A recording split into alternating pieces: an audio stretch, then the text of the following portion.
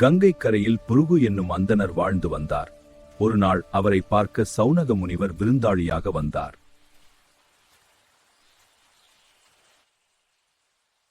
முனிவரை உபசரித்த புருகு கேட்டார், மனிதன் கடைபிடிக்க வேண்டிய சிறந்த குணம் எது? அதற்கு சௌனக முனிவர் கூறினார், நைமிசாரண்யத்தில் இருக்கும் பத்மன் என்னும் நீதிமானிடம் சென்றால் உனக்கு பதில் கிடைக்கும். அங்கு சென்றபோது பத்மனின் மனைவி மட்டும் இருந்தாள். என் கணவர் சூரிய மண்டலத்திற்கு சென்றனர். சூரியலோகத்தில் ஒரு புண்ணியமான உயிர் ஒளிவடிவில் சூரிய தேவனுடன் கலப்பதை பத்மன் கண்டார்.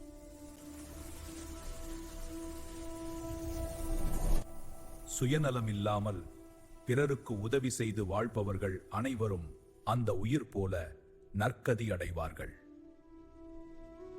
எனவே மனிதன் கடைபிடிக்க வேண்டிய சிறந்த குணம் சுயநலம் இல்லாமல் வாழ்வதே.